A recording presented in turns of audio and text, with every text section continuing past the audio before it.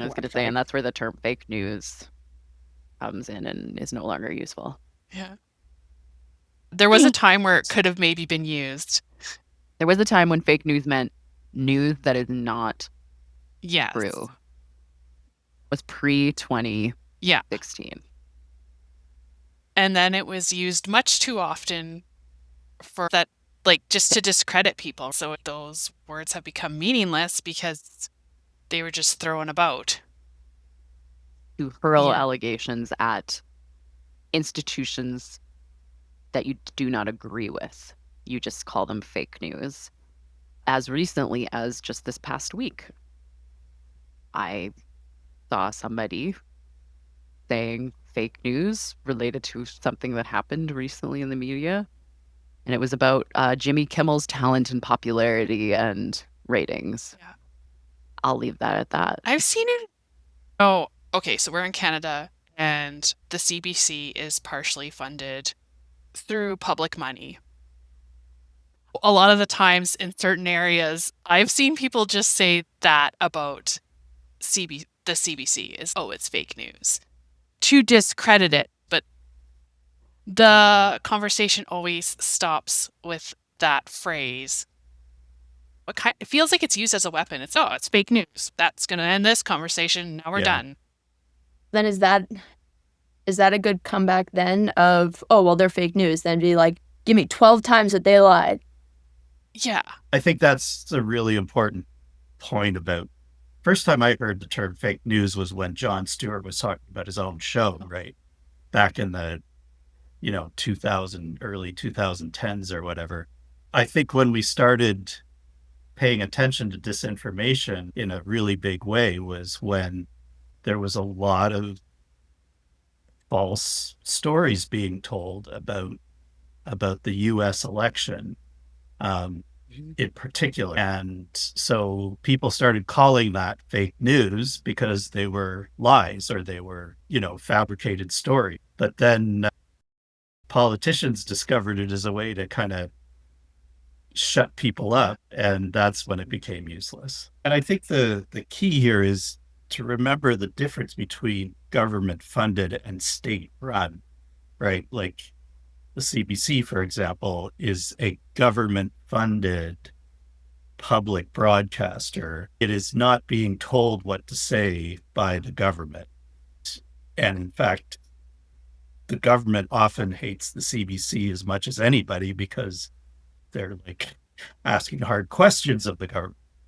It's like, we give you money. And it's like, too bad because we're arm's length.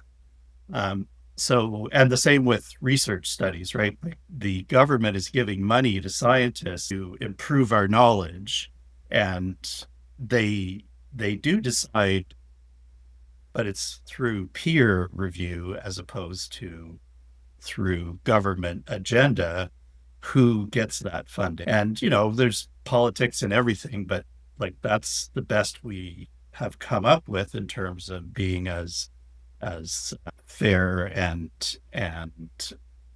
making sure that it goes to the right places without any kind of interference. An important distinction for sure.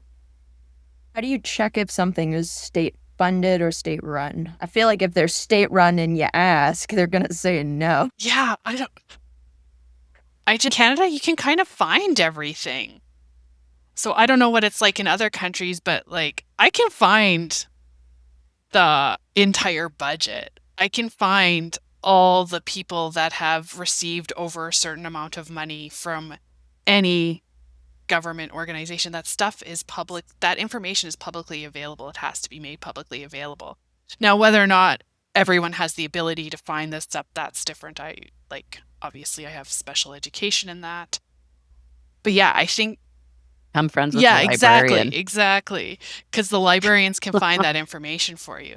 So yeah, state run in Canada, I think it'd be pretty easy to find that out. And then is that if you, as much as it's difficult to prove a negative, like when it's not there, that's the red flag and that's your answer or a hint of a possible answer? Well, Or is that too cynical?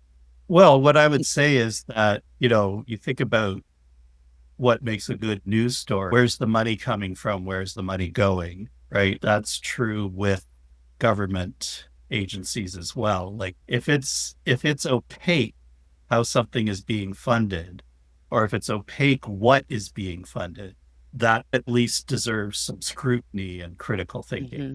Where you want to know how the CBC gets its money, it's all available, even if you need to use a librarian to help you find it.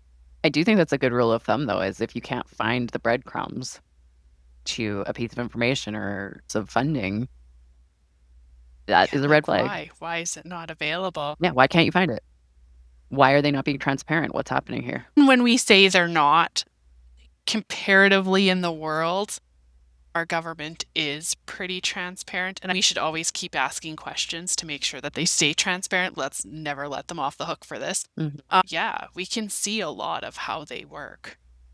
Oh, in closing, we have a challenge for our viewers, and I wanted to put a little bit of a spin on it. So when I was in journalism school, one of the big things we had to do is identify cliches in our writing and try to scrub them completely. And a cliche, people usually think of them as like every dog has his day, and something that's kind of one of those old sayings and is a big, but no, they're some of them are like a word. Well, I think 2 words maybe. But under the weather, go for it. It's your dreams. Those are all cliches. And the way that you were supposed to identify those was that your alarm bells should basically go off if you write something that you didn't come up with that specific sequence of words. So any, like, all of a sudden, I didn't come up with putting those words together sort of thing.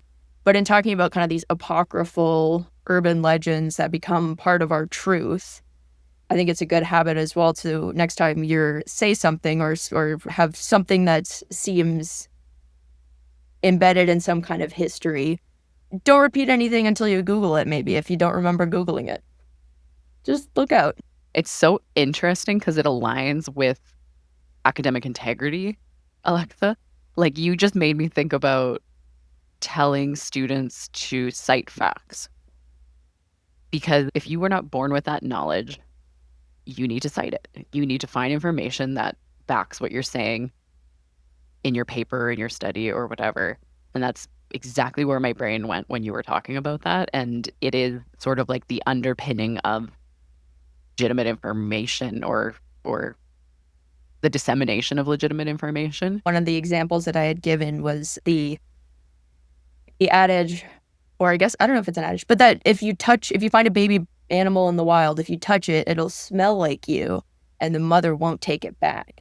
No, that's actually not true at all. You can touch them. That doesn't, and I guess apply that same level of just almost baseline common sense. Just start questioning some of those things you've always thought about, right?